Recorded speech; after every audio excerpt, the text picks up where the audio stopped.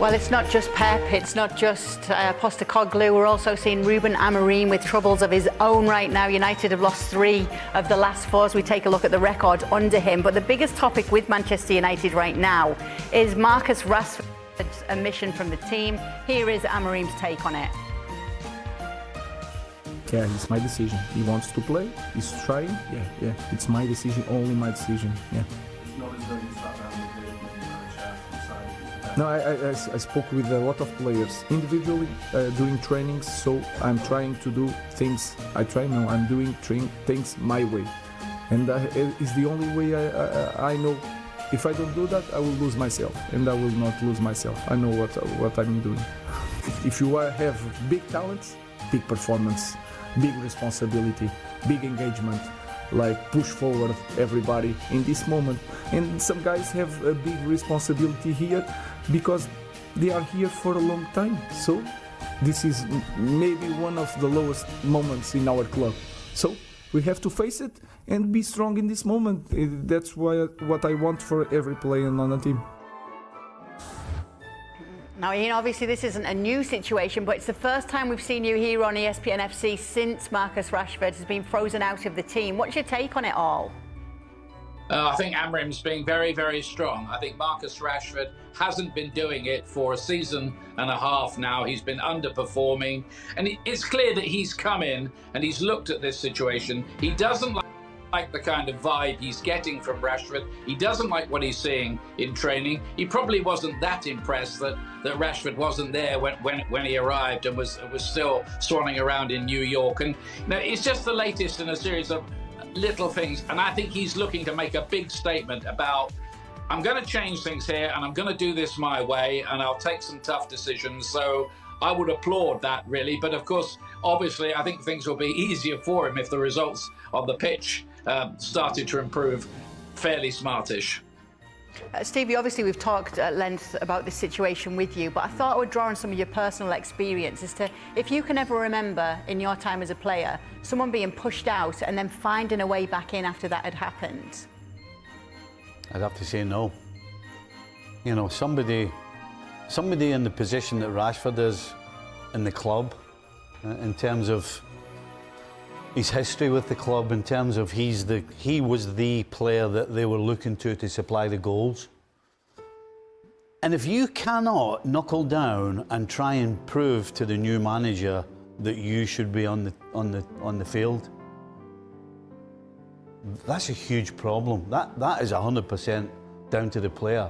And as I said, every 99.9% of players, when a new manager walks through the door, the first training session, the first week, the first game, the first everything, you are trying to impress the new manager. And clearly, Rashford isn't trying to do that. And so, I don't even think it's a case of, will Amorim bring him back? I don't think Rashford wants to be brought back. You don't turn around and say, it's time to move on, unless you really believe that. And you can't turn over a new page when you have that in your head. And so I just absolutely don't see any way back for Rashford in terms of being the go-to guy. He may step on the field again, just because. But in terms of getting back to where he was, I don't think there's any way at all. Sooner he leaves, the better. Do you think that's it then, Don? No way back? I agree with Stevie. I think it's pretty sad, really, when a footballer can't find that spark, because it's natural when a manager comes in and you run hard the first day, you run hard the first week, you show all the signs that you want to be the man at Man United. I think it stinks to me like it's going to be Marcus Rashford going on loan. I think he'll probably go on loan somewhere in January, because it's a little bit like the Jadon Sancho to me, when he went back to Dortmund, played really well, now he's at Chelsea. I don't think anyone buys him for whatever his transfer fee might be, 75 million and 350 grand a week, when he can't get in the Man United team, or he doesn't want to be in the Man United team. I think we might see him again. I think Amorim's protecting the assets. I think what he's doing, he's saying, yeah, the player's attitude's good. He still wants to be a part of it. I still like him. I think he's a big player for us. I think he's trying to just keep that asset and keep the price tag as high as possible. Because if he turned around and said, oh, he's no good, he's late, and he's not performing, doesn't want to perform, wants to leave, all of a sudden that 75 million might just end up being about 30 or 40 to try and get Rashford off the books. I find it a sad situation, but I agree with Stevie. Really, as a player, when you start to go through a lot of managers, you got to start looking in the mirror. And I think, to me, it looks like Marcus wants to be out of there. Maybe he wants to be out of Manchester. I think it'll do him good if he does get out of Manchester, go and try another club. Who that is, I don't know. But I just get the feeling the short-term thing will be Rashford going on loan somewhere. Ian, did you want to add to this situation? Yeah, I was just going to ask Don, who do you think would pay 75 million for Marcus Rashford at the moment? That would be a heck of a punt, given the way things have gone for him recently in his career, wouldn't it? No, they wouldn't. No, they wouldn't. That's why I think he'll go on loan. Yeah, I mean, there's some talk of Paris Saint-Germain, isn't there? I've heard, but it's notional, like a lot of things are this time of year. But whoever does it will be taking a little bit of a gamble that Marcus Rashford can somehow go back to being the player he was when he was a young player, breaking in and, you know, scoring freely and enjoying his football. He doesn't look like he enjoys the game, to me, at the moment. Yep, definitely a tricky situation for Marcus Rashford right now.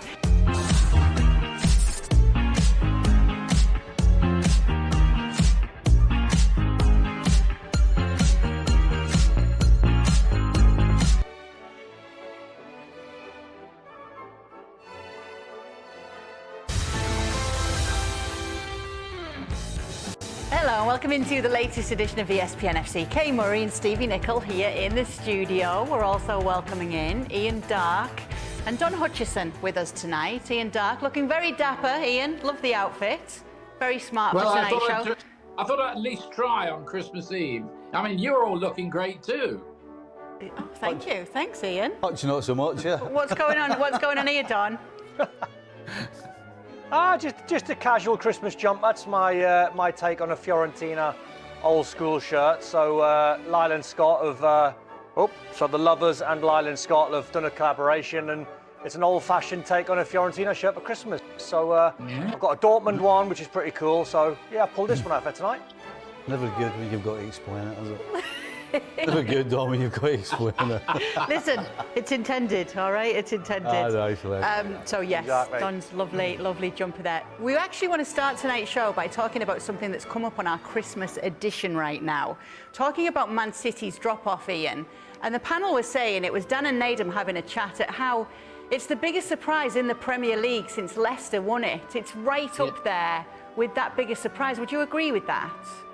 Yeah, I think that's a pretty good shout if you're just talking about the Premier League era. If you want to go back before 1992, and the game was played before that, you can think of teams like Ipswich and Nottingham Forest, who came straight into the top flight from the second tier and won the league in their first season. So those were kind of sensations at the time. Cloughy's Nottingham Forest team and Alf Ramsey's Ipswich team. And Stevie Nicol will remember too that there was a time when Manchester United were relegated, and around that same time Tottenham Hotspur too. So there have been sensations before, but this implosion by Manchester City is right up there.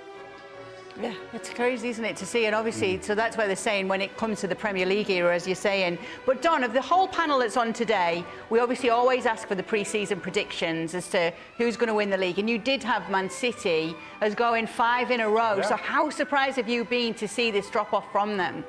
Massively, Kate. I mean, it's unbelievable. I mean, I'm pretty sure everyone on the panel would have said Man City would be in the top 2. I'd be flabbergasted if anyone said 3rd or 4th, but none of us at this stage would have had Man City being outside the Champions League spots and the crisis that they're in.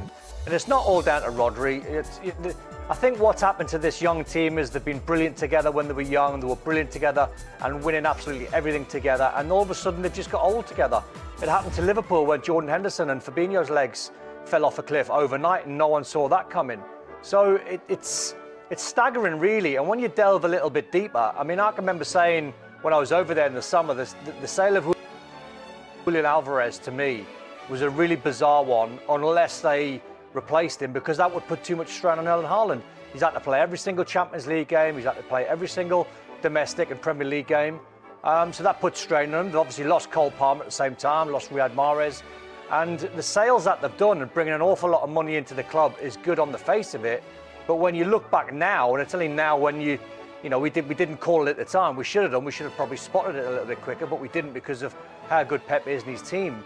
But we probably could have looked at it and probably thought, well, actually, when they were at the top, that's what the great Fergie team's done. That's what the great Liverpool teams that Stevie played in.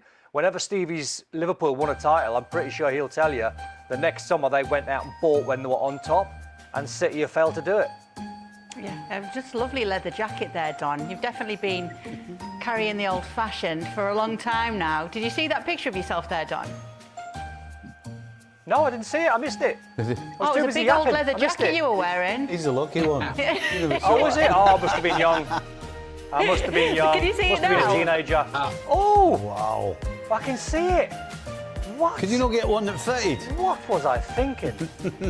No, I think that was the fashion, Stevie. Just Was it? one size fits all. I shouldn't talk. Very, very, very 90s. Do you know what's funny though, Stevie? I remember at the beginning of the season, you kept saying, I just can't see someone doing it 5 times in a row, and you couldn't really put your finger on why. You've ended up being right. I know, but at the same time, you could also use the same sort of sentence about when Leicester won the title. There used to be one of the producers. I used to go past his desk every time we left the studio, and he would say to me, "Unless they're going to win the title," and I'd be going, "No, they're not. They're going to lose next weekend, or the next weekend, or the next. They're going to drop off. They're going to drop off." And it's been the same with City. Are City going to win next week? Yeah, of course they are. They're going to win this week. Yeah, no, it's going to be next week. So that's kind of where we are with City winning a game, particularly in the Premier League. When is it going to be? And again, I'm going to say yes, it will be at the weekend against Everton. But you never know. Ian, you're laughing along to what Stevie's saying there. Yeah, absolutely. I mean, you mentioned the next game is against Everton. Well, Everton have just held Arsenal away from home, and they've just held Chelsea at Goodison. They've got their old resilience back, so that's no easy game either for City. They're getting absolutely overrun in midfield. Gundogan and Kovacic. You've got a lot of problems there that are adding up to with a lot What's of going little on, problems people? that are adding up to a Anybody lot, home? I would say. Injuries. Good morning, good aging afternoon, players, good evening, failure to Merry refresh the team in the Christmas, summer when they happy probably day. should have done, and only, If you don't Savinho celebrate came in, didn't he, Christmas in the or the summer. good So stuff they to you, probably my friends. needed to bring in a couple of other new faces around just to Wait, shake it up we a have little to- bit, and it's gone. We have to try to take some sound off. So I hope you can hear me now. It's clear, right? Because before it was like, you know what I mean? Before it was like loud. Some other people talking over each other. So good morning, good afternoon, good evening, good night, good whatever time it might be in your location. I hope you all doing good. Merry Christmas if you celebrate Christmas. Have a good day if you don't celebrate Christmas. We are here for football and hang out. So I'm gonna need some feedbacks from you people. If you can hear me and you can see me, that's the most important. And yeah, here we are. We're gonna be here for a little while. Just talk to people, communicate. That's what we're gonna do here, right? We have to talk. We need to talk. Okay. Very, very busy couple of days. Christmas Eve. A lot of traveling, a lot of parties and stuff. So people are tired. You know, people are very tired at the moment. They just want to get some rest. But you never know. No, let's see. At this thing.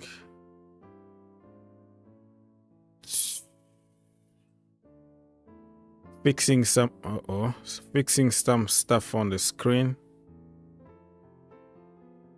And let's see how it goes.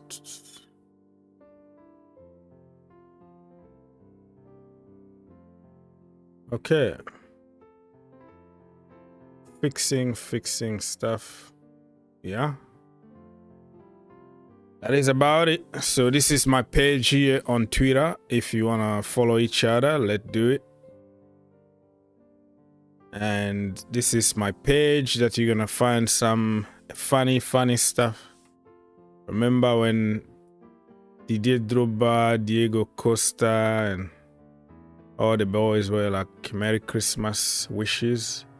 Diego Costa was just making a lot of noise at the background. So it was funny from Drogba, Hazard, and Oscar, Willian. Who was at the back? That devil, Philippe Luis. Philippe Luis, when he came to Chelsea from Atletico, right? Atletico Madrid. He was there like at Chelsea for like 1 season or something. Okay, so let me get on some comment from people, and then we're gonna continue. So we have the link. If you wanna call, feel free to do so. If you don't have time to do it, no problem. No problem at all. Just give me some feedbacks if you can hear and you can see. That's what I'm asking from people right now.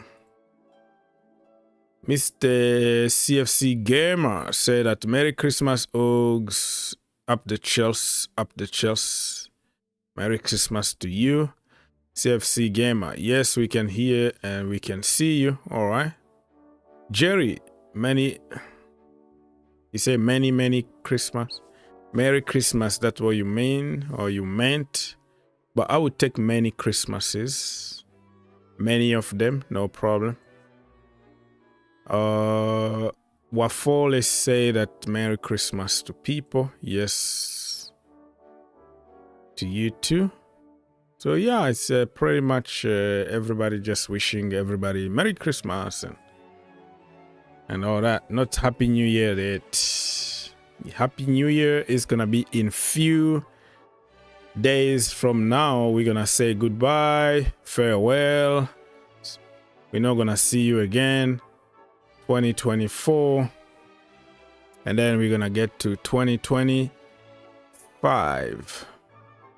CFC Gamer said that big game tomorrow. Let's get the 3 point. We move. Yeah, it's a London derby. It's after Christmas. If you don't take it seriously and you are eating and drinking and you are heavy on the pitch, you might lose it. And it's a London derby. You know, form goes out of the window when you play against your local rival. So it's not going to be an easy one. It's going to be a very tough game for Chelsea. Fulham are very good. But in the last 5 games, actually, they drew like 4 of them. They haven't lost any game in the last 5. But they drew 4 games out of 5. Chelsea only drew 1 game against Everton in the last 5 games. But that means nothing the end of the day. You know, when you play a game like this on Christmas, everybody is watching, the world is watching. Everybody wanna perform good, especially against Chelsea. It's a London derby, our noisy neighbor down the road. They haven't beaten Chelsea for years and years at Stamford Bridge. I think it was the last time they beat us at Stamford Bridge was like 1964, something crazy like that. We drew some games in the Premier League at Stamford Bridge, but we don't lose. But everything is gonna, you know, there is one day that you're gonna that record is gonna be broken. So you have to be careful. Just because they don't win at Stamford Bridge doesn't mean they're not gonna win. And that's why I wasn't really happy about us or Chelsea celebrating a draw against Everton in the name of, oh, just because we don't win over there and then, yeah, we feel good. No, that is not the spirit like that you're supposed to have. We're still waiting for Mohamed Salah Merry Christmas message. Have you seen anything from him? I think many people, the backlash that he got every time he said Merry Christmas is like, oh, you are not a true Muslim or something like that because you say Merry Christmas. He's been saying it like for every single year now. Today, I didn't see any controversy on social media, so I think many people told him, hey, don't do it anymore and stuff like that. So we're still checking here, but it's nothing.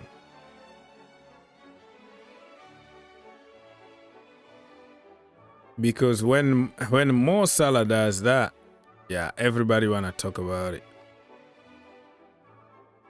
But I've seen Christians saying, wishing like Muslim, their parties, they wish them good, they wish them good time. I think it's supposed just to be something friendly instead of like getting too political or too religious. It's a party for the kid and stuff like that. Not everybody celebrate Christmas as a religion party, Many people celebrate it just as another day, another party for the kid, for the family, a lot of food, a lot of booze. Let's go. But some people would take it like extreme. Like, you can't do this because you are that. You can't do this because you are that. You're going to hell because you do that, so you don't do this. So that is the world that you are living. Like, people want to divide everybody, want to politicize everybody. Everything is bad, everything is a sin. Okay, Mr. Turbo said that Merry Christmas to everyone. Love and good blessing to you all. Thank you so much. Same to you. Time to run hard and release the Christmas food.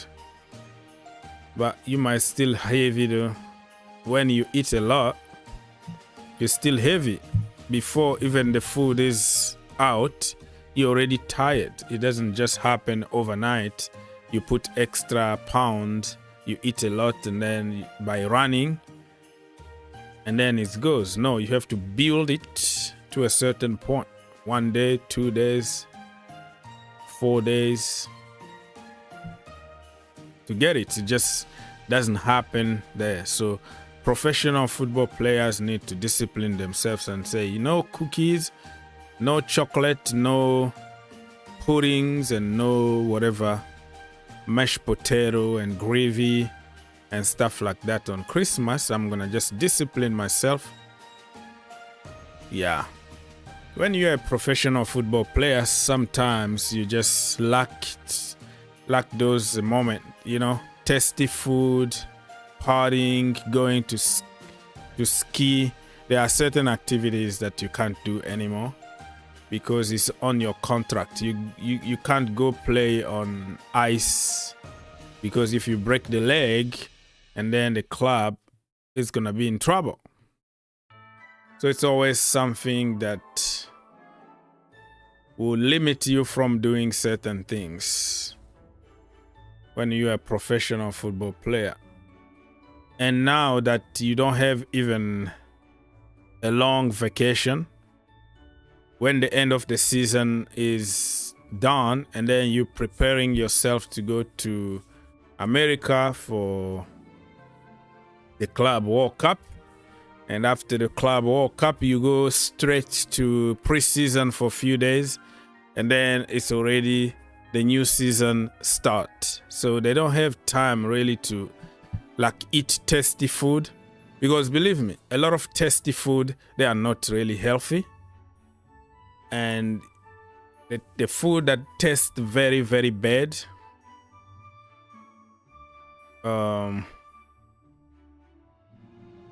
they don't you know, they are healthy. Have you noticed that? They can't really enjoy like double cheeseburger and all the toppings and stuff because they have to be careful. And that's why some football players, when they finish their careers, they become like big because they have to eat a lot. They were missing some tasty stuff. Okay, Mr. Gamer said that action. Oh, I see Mark there. Let me get my earphones or headphones. Where did I put them? I even forgot that I was supposed to take calls.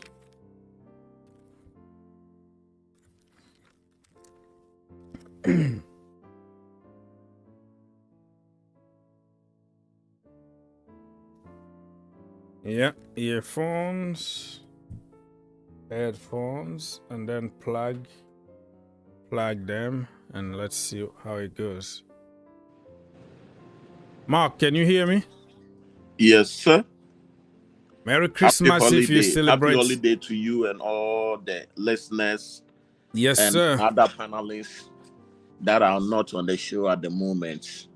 Yes, I hope sir. next year by now we all be celebrating Chelsea's first win since when 2016.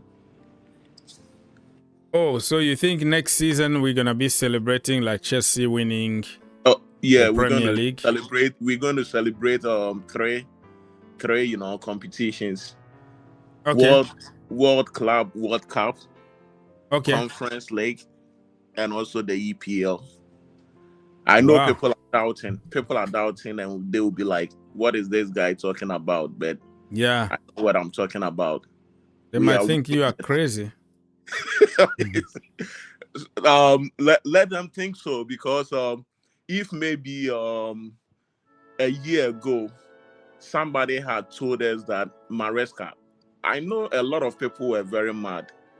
You understand? A lot of people were mad that Maresca is coming to Chelsea. Including me. Exactly. Yeah. A year ago, if somebody had told you that Chelsea is going in for Maresca, and if Poch was still around, I guess people would have been freaking out. They'll be saying, "Are we losing our minds?" But I really like what Maresca is doing. Tomorrow will be his last game until we get into the next year. But if you look at what the guy has done so far, I don't think it's really bad. And you can compare him with some other elite coaches. And I keep telling people that we know Liverpool at the moment, they are really doing good. And I believe they are yet to be tested in the second round, because there are so many KG encounters that they have to go through in order to keep their self at the top level. But how are they going to do that? It's not going to be an easy thing for them. So I feel like if our boys are able to focus, they tackle each game by game, and they are determined to win the league, it's really possible. I'm not going to rule them out at all, because if you look at the statistics, that is what I keep telling people. If you look at some of the games we've won so easily, and sometimes some of these big teams struggle to beat those teams, it tells you a lot. And I feel like everyone is just doing their best to make sure that we continue to, win matches. The only issue right now is we need to get some center back, and also we need to bring in somebody who will give Jackson that competition. Yeah, healthy competition. But I was thinking that if City will continue to be going down the drain, we can trigger the release clause of what's the name? This Portuguese boy. Joao Felix? No. I'm talking about City's center. Oh, Manchester City. Diaz. He's somebody you can bring into our team and he has so many qualities to even But- help how do we call it, Cowell and the rest of the But we guys. have to be realistic. I don't really believe that Manchester City are ready to do business again with Chelsea after the fiasco of what is happening. Look at how many bowlers they have, not only at Chelsea, right? So Cole Palmer, Lavia, Rogers, Morgan Rogers. You go Delap, the guy who is killing it at Ipswich right now. You can go Pedro Porro. You go Porro was also yeah, Porro at also is from Manchester City. I can go on and name like 11 quality players that Pep Guardiola didn't want to give a chance. Even Jadon Sancho, he's from the academy. He wasn't given a chance, and then he went. So the point I'm trying to make here is now Manchester City can see how they just neglected their own youngsters because of immediate success, and now they have to pay like crazy amount of money to bring some other players in the team while they have one of the best academies in the world, but they don't have a chance in the first team. The problem is you are looking at it in a very broader, aspect, where you are still adding Pep Guardiola into the calculation. And when I tell people keep talking. I'm opening the door for somebody. Yeah, keep going. If I say like if I talk about the whole thing, I'm not going to include Pep Guardiola, because I believe in the next 3 games, if he should drop points or something mysterious happens, it is obvious he is going to be out of the door. I'm not going to, like, I still feel like everything has ended for Pep Guardiola. And if he's so stubborn and he continues to stay on that seat, it's going to be a very difficult thing for him. He might not be able to survive. So I would not add Pep Guardiola into the equation. That is why I feel like if there should be a new manager, if City should go through punishment with all the accusations that have brought up against them, honestly, they might lose most of their players, because we don't know what is going to happen right now.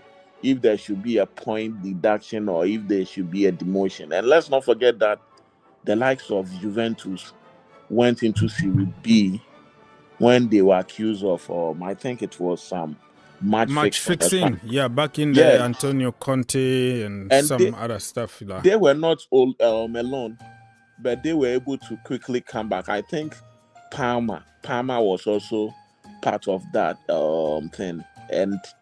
And so recently when Parma came back to the Serie A, they were struggling and even went further to Serie C or something. And there is another team. It was a household name. I've forgotten the name. They were all part. So we shouldn't take things for granted that City has money, this and that. When the law catches up with you, it doesn't respect anything. And even now that they are not doing very well, and they are, should I say, their whole marketing thing and everything can affect UEFA. They don't care. You could end up in championship, and when that happens, how many of their big players are willing? They're gonna come back, because City are one of the rare teams that can afford to pay people big wages in the championship. They have money. They are just not allowed to spend the money. But let me finish this. Also, the law, like the financial fair play in the Premier League and the Championship is changing. Depending on your revenue, you can spend a certain. So it's gonna be different from next season than now. So I've seen like Didier Deschamps going with like Juventus in the 2nd division. I've seen big players say, you know what, we are going with you wherever you are because this club has given us a lot. And let's be honest also. Manchester City are at the end of the road. This is the end of a cycle. Kevin De Bruyne, almost 34 years old.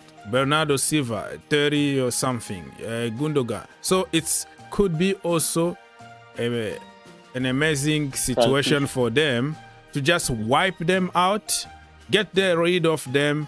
Those youngsters from the academy plus certain players will always go with City down because they know next season they are coming back. There is no way City can go in the championship and then be there for 5 years. You have the money. They have a lot of money. They can afford to pay them over there. The Premier League also, they give you money. When you are relegated, they give you a lot of money. They just like reward you. It's called umbrella or parachute, something like that. Parachute payment that they give you because they know that you can't afford to pay the Premier League players the same salary than the Championship. So they give you more money even when you are getting in the Premier League so they can help you financially. So it's not like something that they will struggle or anything. Yeah, you said it, but don't forget that not all the players are willing to go down with you. Not all of them, but they still have bowlers that are looking for opportunity. Like somebody like Ruben Diaz, I can tell you that he will never go down with Man City. And I know people will call him greedy, people will call him names, but he also have an image that he really needs to protect. And he will not be sure what will happen if City go down there and quickly come back. It might look very easy and very simple, but what people don't know is the championship games are totally different from what we are seeing in the Premier League. And it will surprise you that City might go there and this stubborn and fast-paced players will pay them with their own coins. It's not going to be easy at the championship. We know a lot of a lot of teams that have moved from the Premier League and they can never quickly come back or bounce back as soon as possible. And if you look at the whole thing, those who are able to go back and forth are those who are staying in between the Premier League and the Championship, all because they come here with the Championship attitude and all of a sudden, boom, they'll go back. And it becomes like how should I say it? A cycle. They go, they come back, they go, they come back. But if you come into the Premier League, it's a different thing altogether. And if you go back as a pure Premier League side, it might be a big problem for you. How many of these teams went and they never came back? I can cite example of them. A whole lot of them. But the problem I'm trying to notice here is City are not those teams. And back in the day, you can say Nottingham Forest were champions of Europe twice, back-to-back, Champions League winners, and ended up by going to the Championship. Blackburn Rovers, Premier League champions. But those teams never were in the level of modern football today with the money that certain teams got. Like City are just like a group. City got like 20 clubs in the world. They have crazy, ridiculous amount of money where they can literally buy the championship.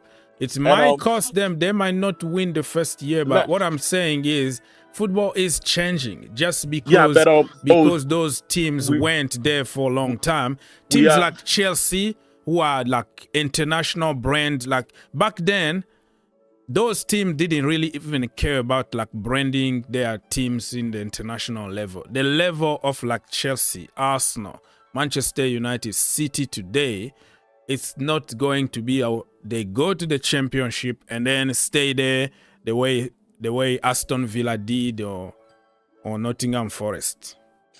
It's different. It's completely different.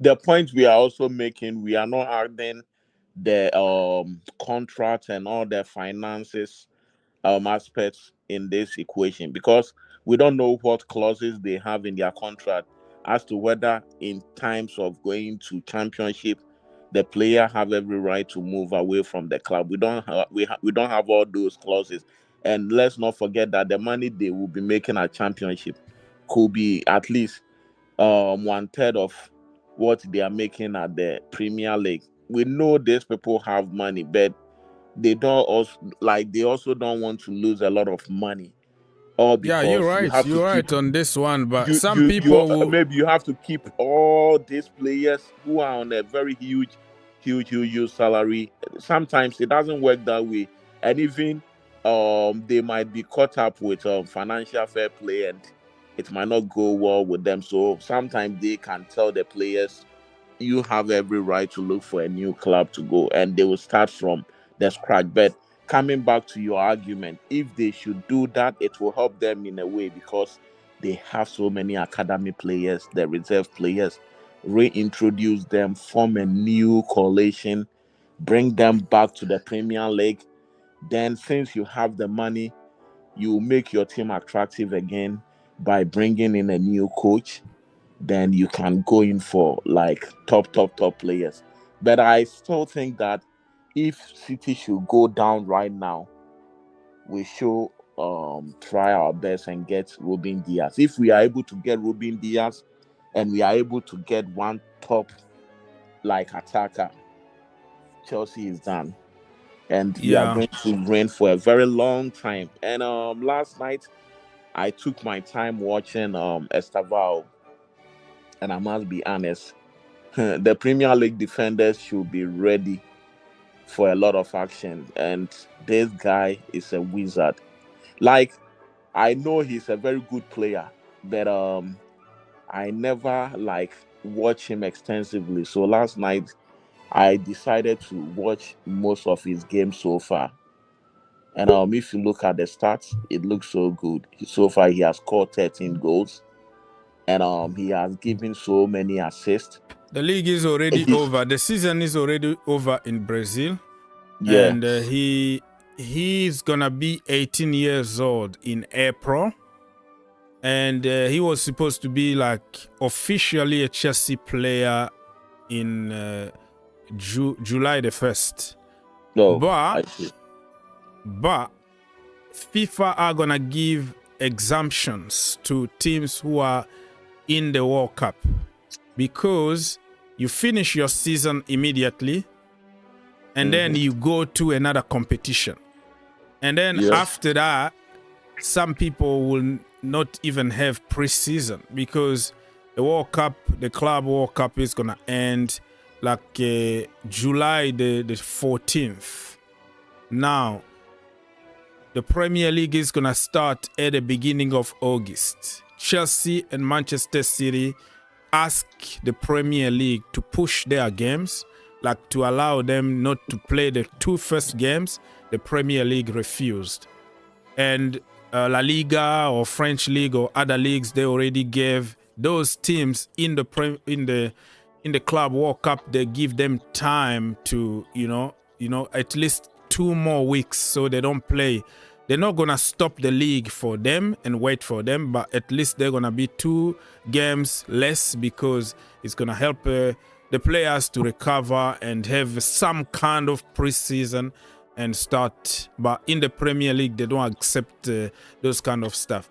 And one more thing that I wanted to mention before we say hi to People's Republic is, many people said, oh, the Premier League is not the best team, the best league in the world, because they don't win the Champions League. It's always in Spain or some other countries.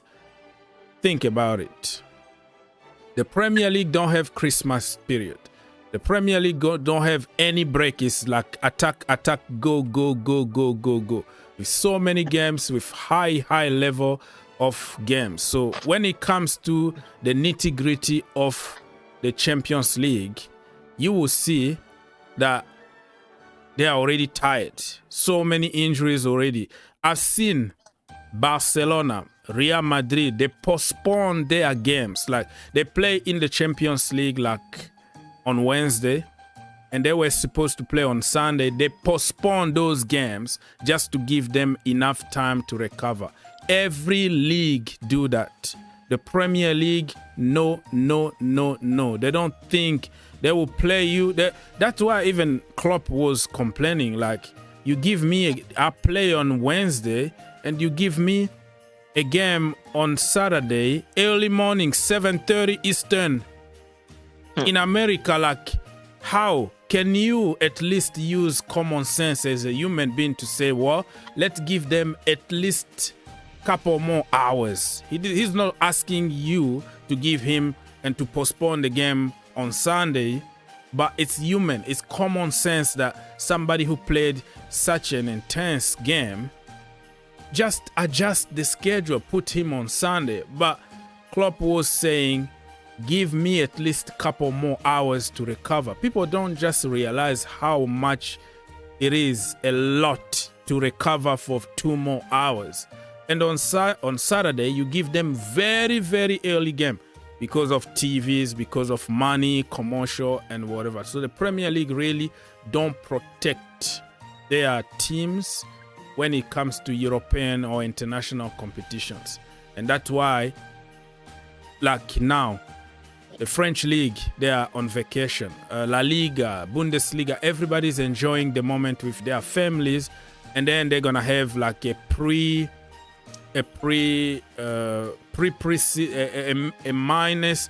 little mini preseason, and then they're gonna come back to their leagues, refresh again, mentally, physically, a human being feeling good and attacking the second part of the season. The Premier League, nothing. So when it comes to March, April, May, the players are just done because they are human beings. So that's what I wanted to add to that. Mr. People's Republic, hello. Yes, and Merry New Year. All right. To you and Mr. Mark in Ghana. And, hope the family is good.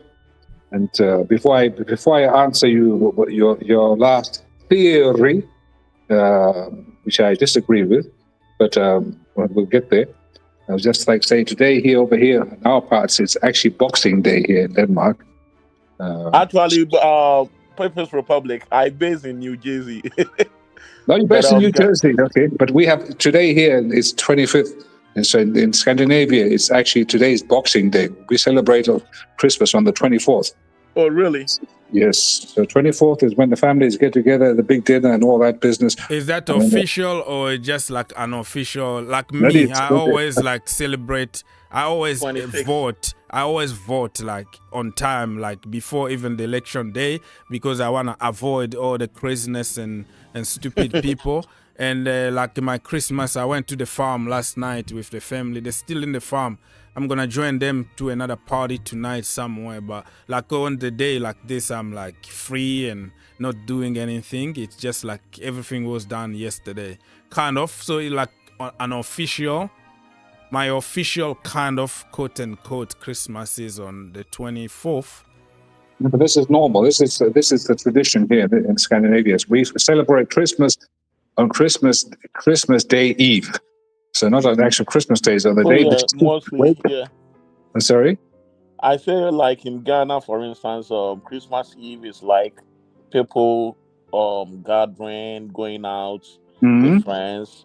It's like New Year's Eve, and 25th is the Christmas Day, and 26th is it's a hangover day, 25th year. yeah, 26th is Boxing Day, where you go give out gifts. Probably you go give people food and all those things. So maybe. Wait, hang on, rewind. So you said in Ghana, the tradition, 25th, you spend with family, and 26th, I like this, what you're saying there. So you go and give gifts to other people, or what did you say there? Yeah, family and friends, and even ordinary people. That's when it's a gift time. They call it. Even strangers. Yeah. What is it? So even strangers, you go and give gifts to you. If there is a stranger who is hungry, and you can give that person some food, why not? I like this. This is tradition from Ghana. Yeah, mostly a lot of like Ghana is a country where you go to, and even if you are close to a family, they put you on their how should I say, their upbringing. The mother of that family will cook for the whole boys and everything. It used to be like my house. We had a lot of friends, and all my friends were part of our family. So we eat together, we do everything together. So during Christmas time, Mama That is when Africa. Yeah. Mama Africa. Christmas time. That is The when mothers in Africa, they are mothers for everybody. yeah, for everybody. They don't say this is my kid and I don't Kid, have enough and you are food. not They part. just Yeah, bring other kids and everyone. they feed everybody. Yeah. Everybody will be fed. And Christmas time, that is when you can cook, you can wrap some gift, you can do something, and you go give it to family and friends and like strangers. So it's But really normal.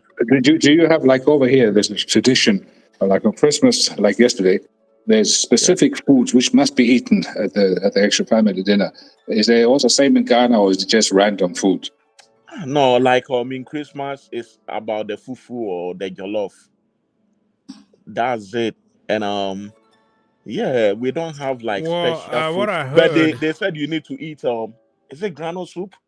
It's been a long time, so I've forgotten some of the tradition. But I think well, granola soup is the official soup for the Christmas also. also what I heard is like in certain countries, in Africa, it's just an opportunity for a family to just eat good meal and meat and like spend some money on something, good. It's not necessarily like there is a specific food, but you have a lot of meat because sometimes your incomes are not good enough to afford certain food. So it's an opportunity to like have a good meal in general and, thank God for the day. It depends on the family you're coming from. Those traditions represent something else depending on the family and depending on how they celebrate it, also depending on their incomes. So it's just a day to enjoy. The kid, normally they're gonna get new clothes. Not in many families, not like a lot of gifts because they can't afford the money to buy gift for everybody, but at least the little one, they buy them in the family some clothes, some new clothes to feel good. So it And depends. People's Republic, you are from where? Zimbabwe? I live here in Malawi. Denmark, Malawi. Oh, you are from Malawi. Yeah.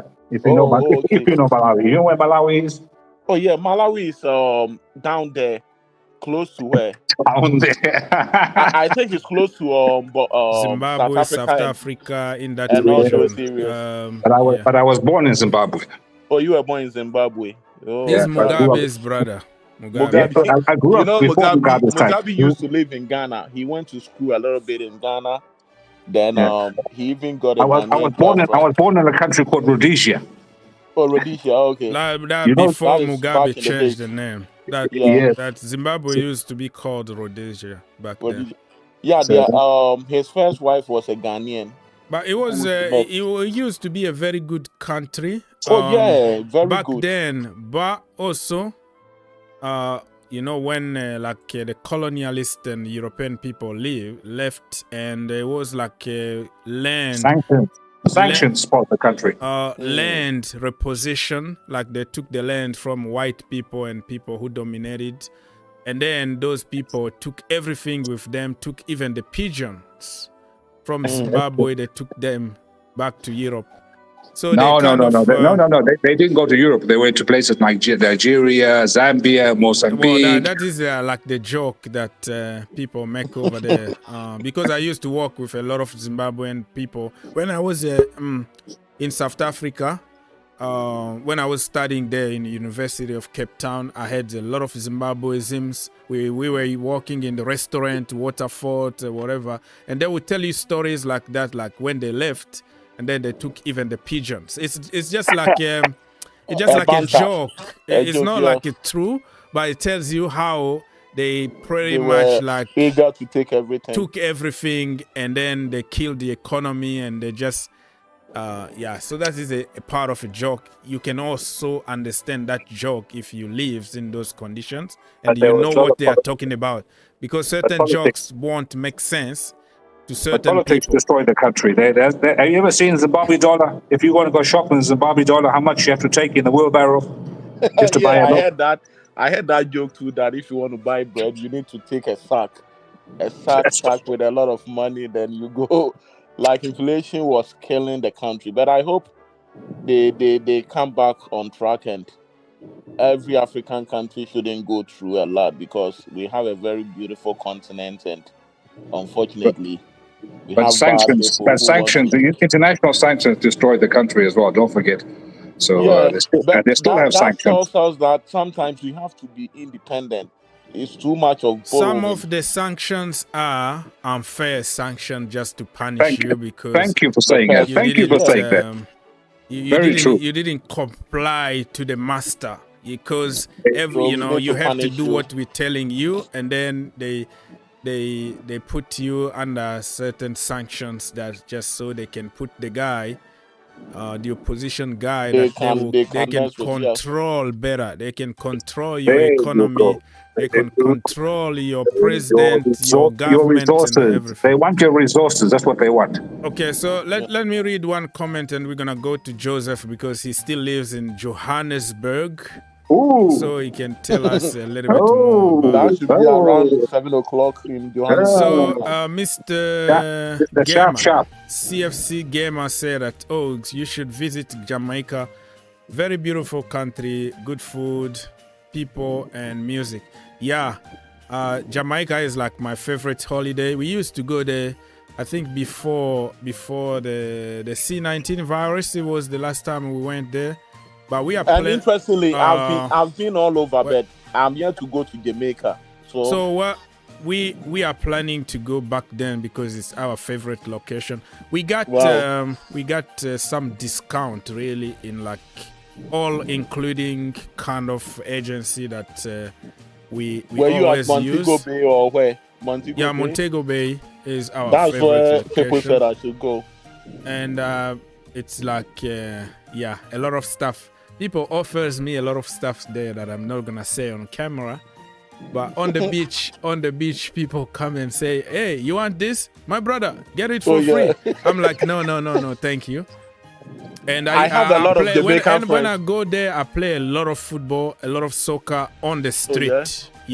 On the street, not even on the beach, because on the beach is like same as Africa. It's like a restricted area for people, they don't want to bother tourists and whatever. But if you go shopping to the real street of Montego Bay, you find real life. You find people on the street. You find people playing football on the street, like barefoot. You get there, you play football. Good stuff. So I love Jamaica, my brother. I'll come back, man. Tell me your city. Jamaicans Jamaicans are our direct brothers. Like if you are from Ghana or Nigeria, Jamaicans are your direct, brothers. So a lot of people who have visited both countries says we have things in common. Like there are so many things in common in Jamaica.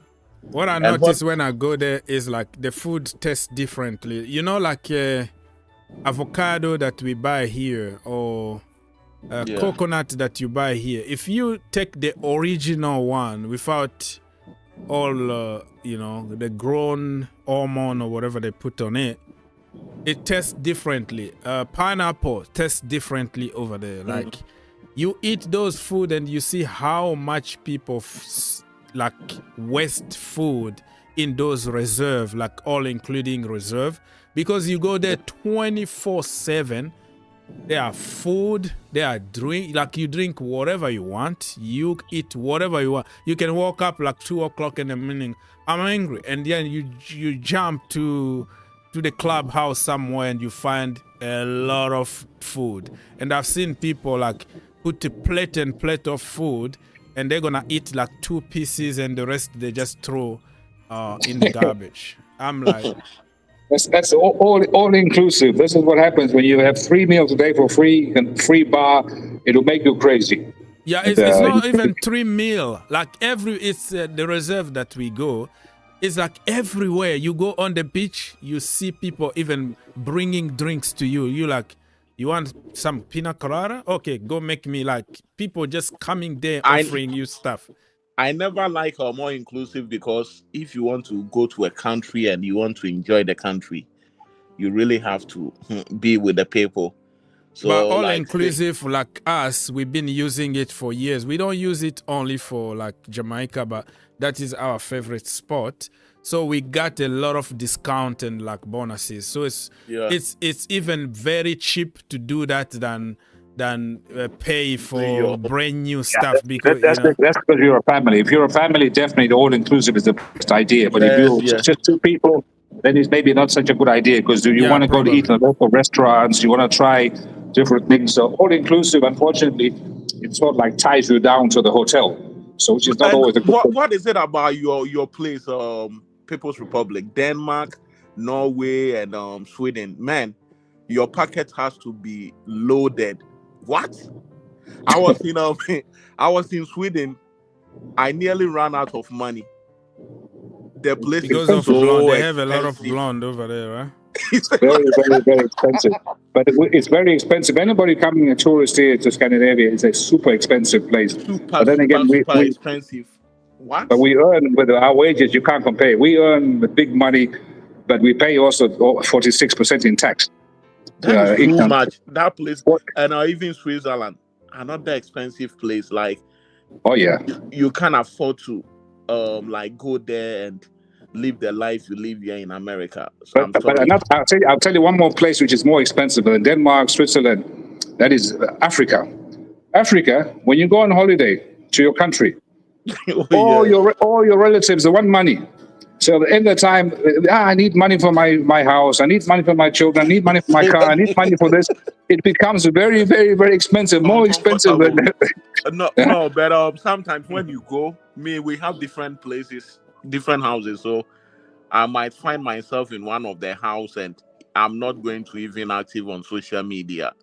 Until I come back, you see me. I was in town. If you meet me in town, that's fine. And learn how to like take your boys out just to go eat, and that is fine. Because if you I tried one time, and I made a duty at the JFK for almost $1,000, taking SS luggage and everything. And somebody told me, "Don't waste money. Calm down. Just take them out to eat." Let's greet other brothers here. We know here today is Christmas. We're talking about life. We're talking about football. We are all over the place. So we're gonna say hi to anybody, everybody, and then talk about whatever one. Joseph, and then we're gonna go to Aziz. Joseph, how are you doing, my brother? Mr. Sharp. I'm good. I'm good. Merry Christmas, my brothers. Merry Christmas. Merry man. Christmas to you, Joseph. Christmas, sharp. What's going on over very there? Nice today. Huh? Yeah, nice. It's nice today talking out of football and culture things and home. Yeah, we're those just kind talking, of bro. Sometimes We're it's just interesting. talking live. Yeah. That's nice. It's nice. I'm interested. I just listening you guys. Sometimes I'm hearing something which I never hear. Like a country, you say somewhere expensive, somewhere something is cheap. So it's nice. Sometimes even out of the politics, out of the football, it's nice also talk to like that. Yeah, it's good. South Africa, we are enjoying Christmas. Today is Christmas. The different than my. Can you explain us the tradition in South Africa, your Christmas tradition? No, not much. Not much expensive. You don't have tradition in South Africa, Christmas tradition? No, not expensive. The South Africa, I think, is in the Africa, like which I'm just thinking, is a balanced country. Everything is. What do you do? What do you do on the Christmas South Africa? Do you have what do you guys do? Yeah, I'm a business guy. I'm doing. We can't hear you. We can't hear you. You are breaking. You are breaking. Oh, I'm doing my own business. South Africa. Yeah, I know. You don't South work for Africa, somebody. You just do. Yeah, I know. Your own. I know many Mr. people. Oaks can tell us. What's happening? Mr. Oaks, What's you live there. breaking? Huh? You You live in South Africa. You know the traditions. You hear me? Well, Mr. Oaks, we can't hear. Like I said, when I was in South Africa, the tradition, mostly I was a student and working. Like normally on Christmas and Christmas days like this, you make a lot of money working. I'm a student. I don't have money. I have to work to get some extra money. And that is the time that you're going to go to your restaurant and serve and then get some good tips and come with a lot of money home. So it wasn't anything special. It's like about, around friends, just drink something and eat something just like normal, really. Or go to waterfall, like what is called, like fireworks shows or something like that. But it wasn't, I wasn't like with the family or anything. So it was more about business, studying, and getting money in the pocket. That's But do you, it. okay, I'll ask you a different way. Like, let's say China, Christmas time or their Christmas, everybody leaves the big cities, they all go to the countryside to spend time with the family from where their rural areas are. I don't know, South Africa, do they stay in the cities or do they go back home, or what do people normally do? Say it again. I didn't get you because I was reading So a like message. in China, so when it comes They to go to their Christmas hometown. or New Year's, they all leave the big cities and they all go to the countryside to back to the bush. Even in South Africa, we used to have like Zulu and Xhosa people. They go back to their villages there during Christmas. So you have short of people who works in places because they want to have their holiday. They want to go there and celebrate and With the family. their families. So there are so many shifts that you can cover and make a lot of money. So like I said, it depends on the community, really. Like a lot of European people there, they respect it as European. And a student, you're going to do it as a student. I didn't have money like to travel all the time and go meet the family. So I used to like stay there, make money, and study. That's about it. Anyways, let's say hi to Aziz, and then we're going to go to Andrew. Aziz, what's going on, bro? Hey, Merry Christmas, yo. Merry Christmas Can to you you, hear me? Mr. Aziz. Yes, we can hear you. Merry Christmas, Mr. King, Your Highness. Yeah, man. The Christmas, Don is in the house. just stay at home, nothing to do, man. Man, I wish I was in Africa for Christmas. But you in Atlanta, it's like the rest of America. There's no tradition, or you have some special Christmas tradition. On Christmas in regardless anywhere you stay, is always in abroad is always boring. Except if you have something to do. And right now I'm the only one at home. My family after the wedding, we had the wedding on Saturday. My late sister had the wedding on Saturday, and my family they all went to North Carolina, so I'm the only one at home. So it's just boring, nothing to do. That's why Christmas is here now in abroad. Unlike you go to Africa, whereby you can go to your friend's house, you can go drink, go everywhere. I go to one house, I eat. I go to the next house to eat. Where do you want to go to? Some of your friends are working, so it's what it is, man. That's very true. Very, very true. So I'm already used to the boringness. Maybe if I'm bored today, maybe I might just drive, just do a road trip myself. It depends. But hopefully tomorrow game is going to cheer all of us up. That's it.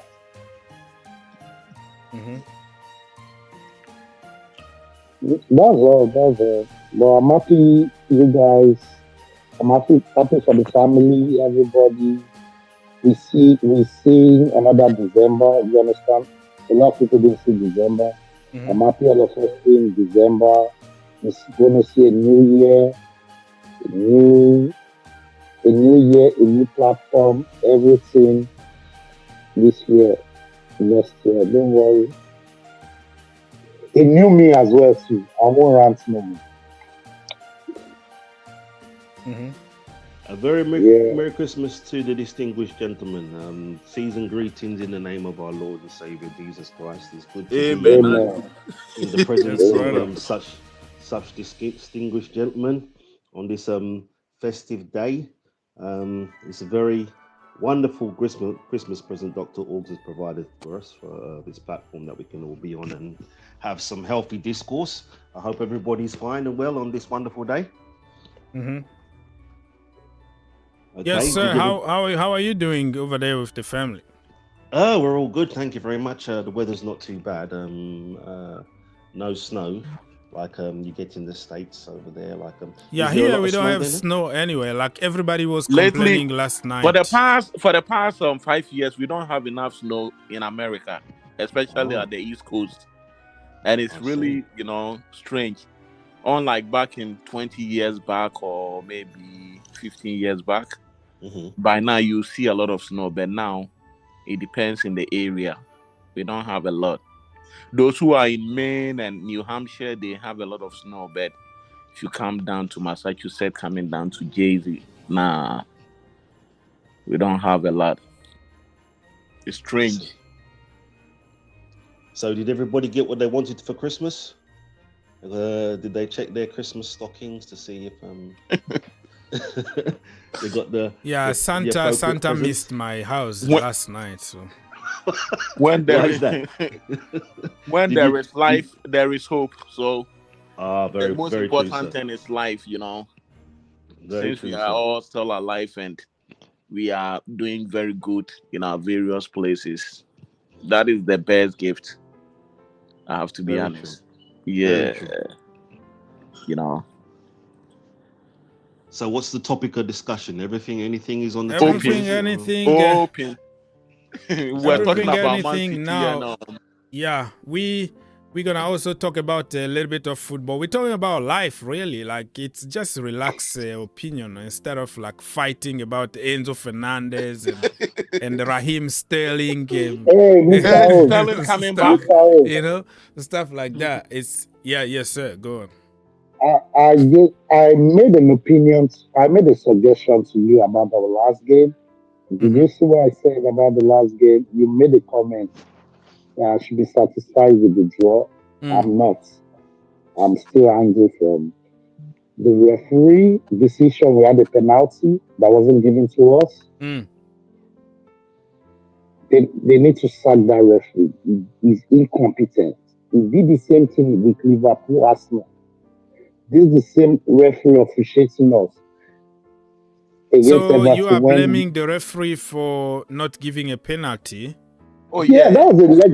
Yeah, that was a leg breaking. People are complaining about that. Okay. That was a leg breaking this thing. And thirdly, I have issues with Enzo Maresca. Why is Kopama not? Why can't you remove Kopama? Is he untouchable or what? Okay. You see, he was not in this game. Remove this brother for Christ's sake. Bring in a different kind of player. There was a McGee that scored a hat-trick last week. You could have played him. You could have brought in Joao Felix instead of Sancho and play double 10 because this guy was already marked out of the game. There were so many changes he could have done. He could have taken. I don't want to see Malugusto on the left side again. We've all said this shit. If Kukuela is not playing, bring in Vega. For Christ's sake. Yeah. These are simple changes. It's like he's scared to make them. That's my issues. Because he could have tweaked the game.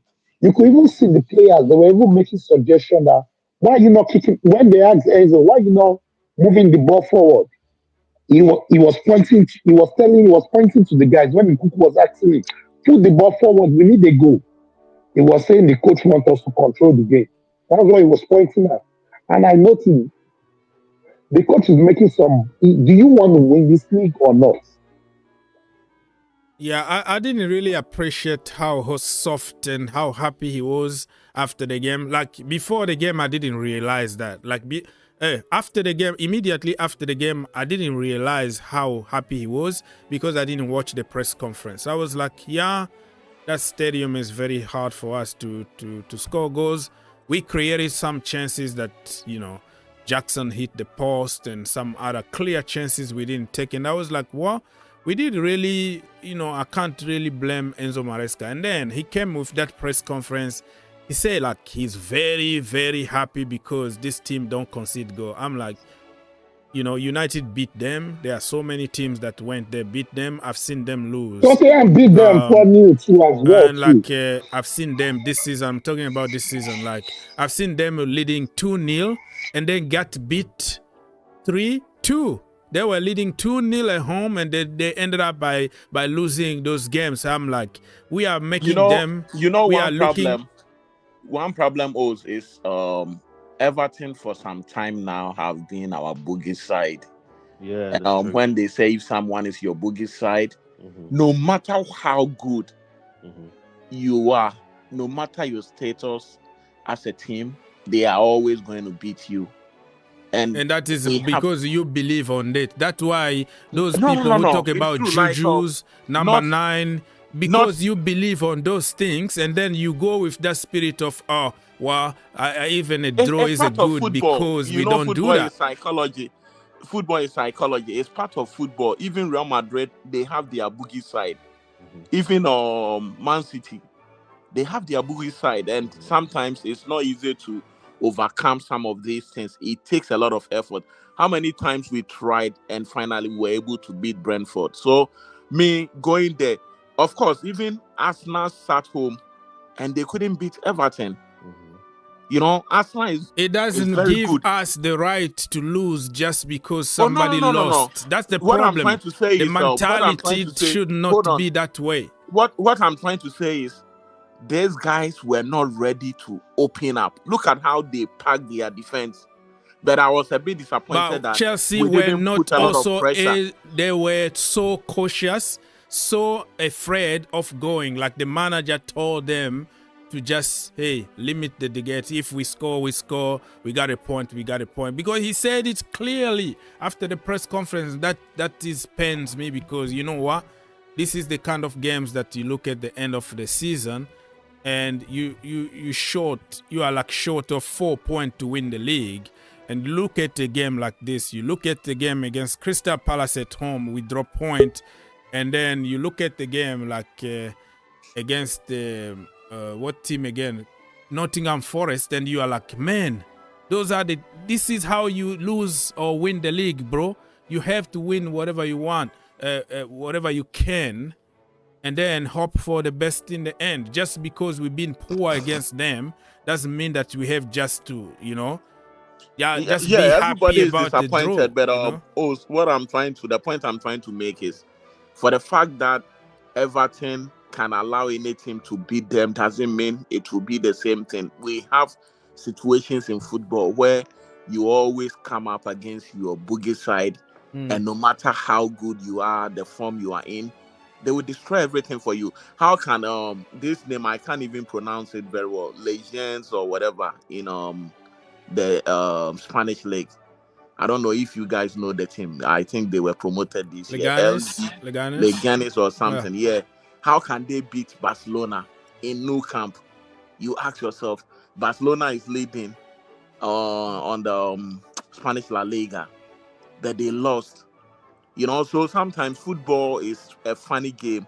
For the fact that this person is doing it doesn't mean Chelsea can also go there and get the 3 points. And I'm also talking from the backdrop of where Everton were able to draw at the Emirates, where a lot of big teams go there and they lose. So you can just imagine, like I watched the game very well. Everybody should go back and watch the game. Like these guys were not coming. They wanted to get us on the counter. If you guys Can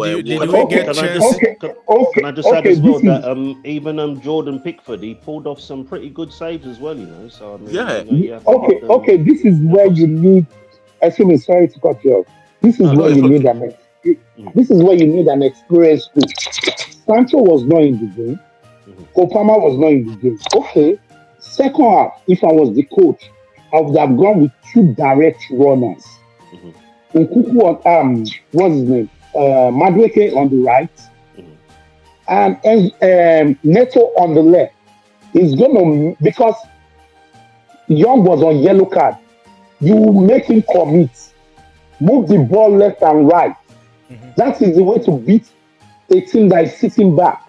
You move them left and right, penetrate to the middle, That's what you need to do.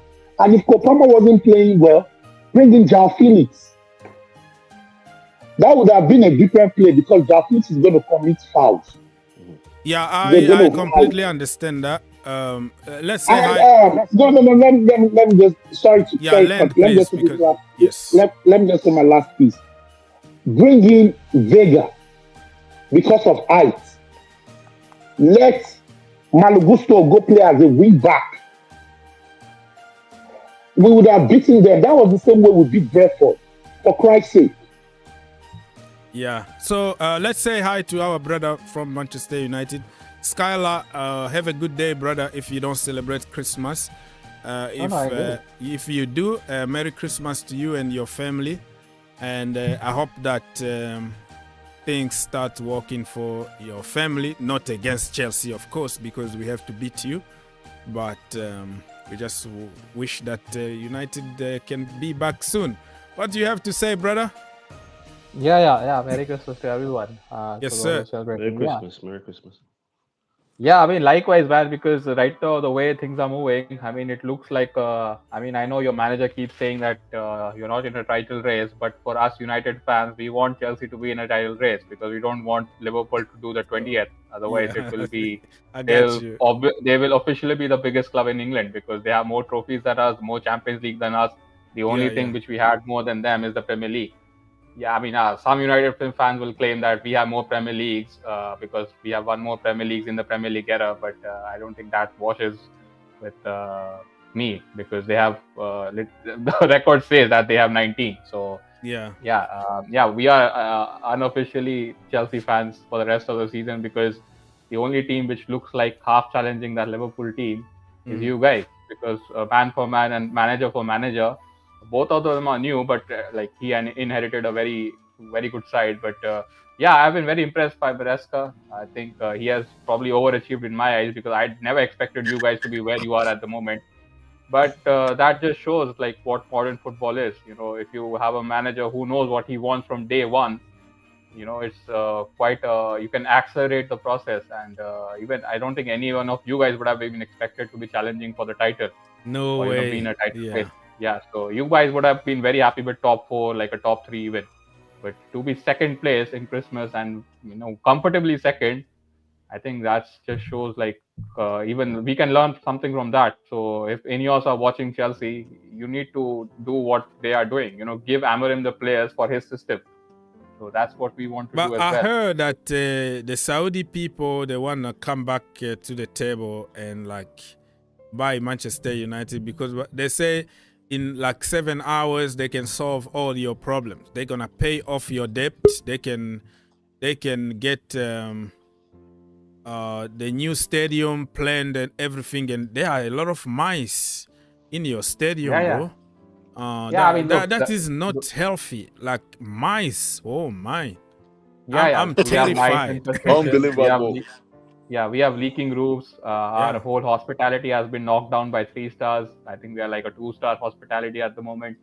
So it's not looking good on and off the pitch. But the Qatar stories which you're mentioning, I just think those are like tabloid news. I don't think anything's going to happen because just 2 weeks back, Jim Ratcliffe, he invested close to 78 million out of his own pocket for the club. So we are not getting another takeover. So that's not happening. What we need to do is look forward. I think that's very important and build with this manager because I very much trust Amorim. I think he has implemented a style of play within not even 2 months, which was invisible under Ten Hag. Now he just needs his own players because this system, he needs very specific players. You cannot play Amorim ball with the players which Ten Hag had because it's completely different. So I think that's what we need to look forward to. I think Sorry? Let me chip in here, Joseph. The problem with Amorim's situation, and I was discussing this with Mo some time ago, is he shouldn't have accepted to join your club midway into a league where somebody has started preseason and everything, and you just went straight into the problem. That would I look disagree so with you, bad. bro. I disagree with Come you on, this right one. now, you know what? Some people who don't know soccer a lot will blame Amorim for all the You are breaking. that comes out. What's going on? I took you off, Mark. I took you off because you are breaking so badly. Yes. Can I just add that I agree with brother there. I think it might have been. I'm not saying he's not the right manager. I believe he's a fantastic manager, but I just think it was probably not the correct time. He should have waited until he came in when the season's finished. But none of pre-season, have a look and see who he needs from who we can use, who he can use from who he don't. I think even now he got like a free card. Like this is the moment that he need to be there and understand the culture and all the people that he need to get rid of. Because if he came and immediately took those players to preseason and start noticing how bad they are, it was going to be another season lost. So I think him taking the job early like this is going to help him build better for the next season. Let's be frank. I'm going to say this, Mr. Skyler, all those Manchester United players need to be sold. All of them? All of them? Like most of them, yeah. No. Except Amad Diallo. The rest of them have been trashed. Let's I don't. No. You are very highly mistaken. I think you are very underestimating. No. These same players were the same players that betrayed Tenag. These same players were the same players that betrayed the former coach that came before Tenag. They didn't betray him. They didn't betray him. I'm not talking about betray. No. I'm not talking about betray. Listen to him. Not like betrayed. Like these players are not good enough. Let's be frank. They are not good enough. No, not all of them. Not all of them. 95% you are right, but not all of them. I'll definitely keep Ahmad. I'm going to tell you the truth. It happened to Chelsea 2 years ago. It happened to Chelsea 2 years ago. Let's be frank. Our players are not good enough. If either you do what Chelsea did, yeah, but you had Cucurella 2 years ago, who you wanted to give to United. Now he's like one of the best. Now he's performing good. Yeah. Let me say something. Go straight to the point, brother, because I have to leave now. I'm going to the countryside for another Christmas party. What I was saying is, if you look at the Manchester United team, Amorim should have come at the end of the season. Then you do your clear out. All the players you want to bring in, you bring them in. Those you don't want, you put them in the market and they will leave. Because what happened is somebody started and you have to continue at the moment because you don't have the resources to go for your own tactics and everything. So if you look at the situation, you can still see the vibe of Ten Hag still around the team. He's doing everything possible. He's doing everything possible to at least achieve something. And tactically, you see that they are doing a new approach. But they still have that canker still there. Like a lot of the players, honestly, are not up to the standard to play for Manchester United. I feel so bad. And Mark, let me notice something. You know, if Amorim came in summer only, Rashford was going to still be there. Now, when he came early, he just noticed. Let me finish this. He just noticed how Rashford's body language, or clothing, or whatever he interacts with people, is different to judge people from outside than coaching them day in, day out. Because if you come in preseason, it's gonna be okay. Let me try these people in preseason and see and make my own judgment. And when you make your own judgment, it's too late. Now you need another transfer window. So coming in the middle of the season like this, he understands them better because he sees them man to man. Preseason, you have up to like 3 months. 3 months preseason? When? What word are we talking about here? Okay. So hello, good afternoon, brothers. Yes, 3 Point FC. Say something because I have to go. I have another show tonight. If you're still up when I come back from the country side, I will have a long show until tomorrow, Boxing Day. We have a long show, but I'm gonna have just to cut this show a little earlier because I have to drive. So yeah, what do you have to say, Mr. 3 Point FC? We got just 1 point. What I have to say now is that I want to remind you We can't hear you. You gone. You from Ghana? I think the president Some over there comments just... that I made some years ago. If you can remember back that day, back, Yes, sir. Go on. hello. Yes, we can hear you. So back then, I said Chelsea have to change the entire team in order to get a better Chelsea, to get Chelsea back to their this thing. So, but now this is what Manchester United also have to do in order to solve their problem, because you see, when the dressing room, when there are some players in the team and they feel too big, they feel big ahead of the coach, there will always be a problem. You see Amorim joined Manchester United right now, can also cost him his job even before he got the proper team that he needs. Because you see, all these big teams, they want results. You have players, whether the players good or not, the fans don't want to listen to, they don't want to hear that. What the fans want is the results. But once you are not getting results, it might cost you your job. Yeah, you are So right. what Manchester United need to do is they should also do the same thing that Chelsea does.